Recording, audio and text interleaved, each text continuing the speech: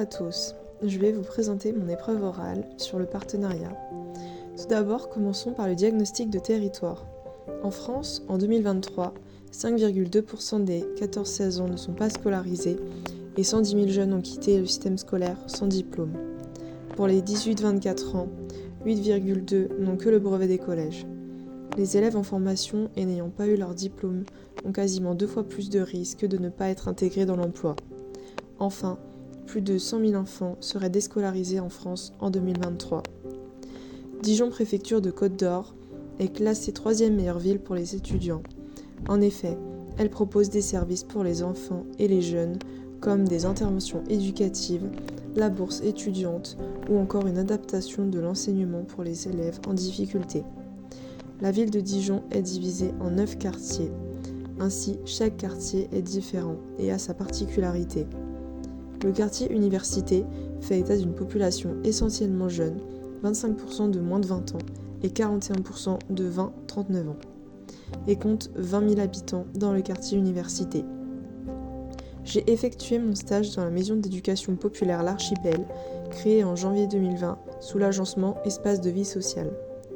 Je suis restée dans cette structure durant 8 semaines. Cette maison d'éducation populaire est composée également d'un pôle accueil jeune qui accueille des adolescents de 11 à 17 ans. Cette structure dépend de la fédération Léo Lagrange. La maison d'éducation populaire accueille des publics divers qui vont des enfants lors du CLAS, donc le contrat d'accompagnement à la scolarité, aux jeunes, à l'accueil jeune, aux adultes, parents et aux personnes âgées. La structure intervient dans le quartier Université de Dijon. Elle peut également accueillir des personnes issues d'autres quartiers, car tous les centres sociaux sont liés.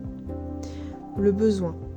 Les jeunes et les adultes du quartier Université ont des besoins liés le plus souvent à la lutte contre le décrochage scolaire et l'éloignement de l'emploi au vu du manque de diplômes et de formation de certains jeunes en décrochage. Les adultes, et notamment les parents, ont des besoins importants en termes d'accompagnement à la scolarité de leurs enfants. En effet, j'ai pu remarquer que beaucoup de parents sont soit non francophones, soit en difficulté avec leurs enfants, soit leurs enfants sont en difficulté scolaire et ont besoin d'un accompagnement.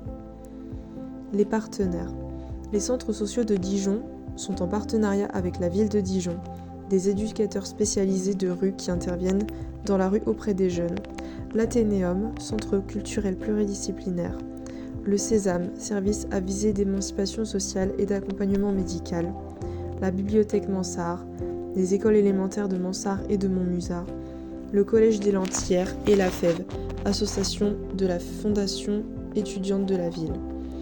Les partenariats dans une structure comme l'Archipel sont essentiels, notamment dans le cadre de l'accompagnement d'un public aussi diversifié. Les partenaires permettent de proposer des activités adaptées sur des thématiques répondant à un besoin. Par exemple, à l'occasion d'Octobre Rose, une intervenante infirmière dans un centre médical à Dijon est venue faire une intervention ouverte à tous pour parler des cancers et de l'addictologie. La bibliothèque Mansart accueille 1 fois par mois les enfants inscrits aux classes, contrat local d'accompagnement à la scolarité, pour les sensibiliser à la culture. L'Archipel est aussi en partenariat avec une assistante sociale qui intervient lors des pauses parents ou lors des ateliers parentalité pour traiter les inquiétudes et les problèmes rencontrés par les parents. Les pauses parents sont des petits déjeuners gratuits et sans inscription où les parents peuvent venir discuter de thématiques liées à la parentalité, et les ateliers parentalité sont guidés par l'assistante sociale qui propose des thématiques liées à la parentalité comme le cadre, l'éducation, et donne également des conseils. Le dispositif. Le dispositif du CLAS est issu de la politique publique du soutien à la parentalité, qui est un des 4 dispositifs des politiques familiales de la Caisse nationale des allocations familiales. Le CLAS est proposé aux élèves de 6 à 18 ans en difficulté. Celui-ci met à disposition des ressources complémentaires pour leur permettre de s'épanouir davantage dans leur environnement scolaire et réussir leur scolarité. Le contrat local d'accompagnement à la scolarité est mis en place pour un groupe de 5 à 15 enfants maximum. Toutefois, un accompagnement individualisé peut être aussi envisagé. Le CLAS a lieu 3 fois par semaine à l'Archipel et 2 fois par semaine à l'école élémentaire Montmusard.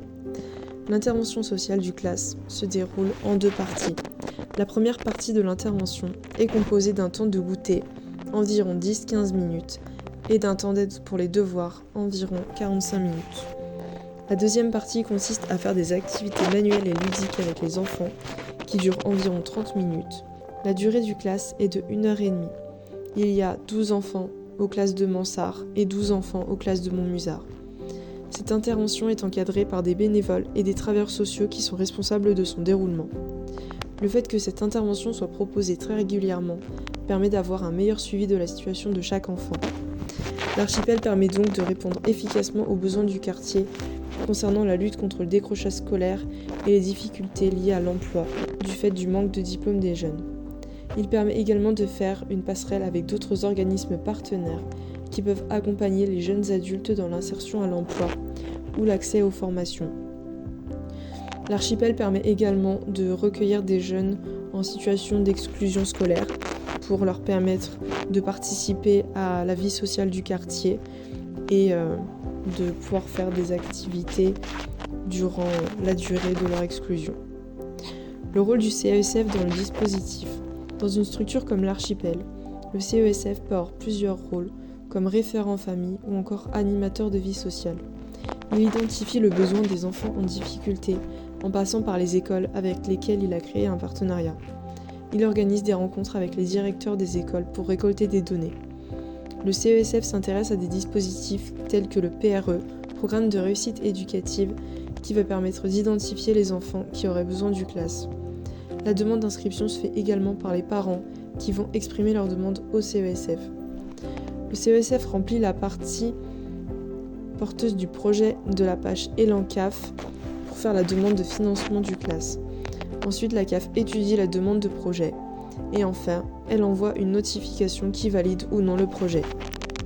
Une fois le projet validé par la CAF, le CESF va organiser le classe et chercher des intervenants ou des bénévoles. Il est nécessaire de trouver un lieu adapté qui soit à proximité des écoles ou dans l'école elle-même. Une fois le lieu trouvé et les jours d'intervention définis, le CESF doit organiser le déroulement de l'intervention et la présenter aux intervenants. Par la suite, il devra gérer le budget du classe, notamment si des achats sont nécessaires pour les activités prévues ou pour le goûter des enfants. Ce budget est défini en fonction du financement accordé par la CAF.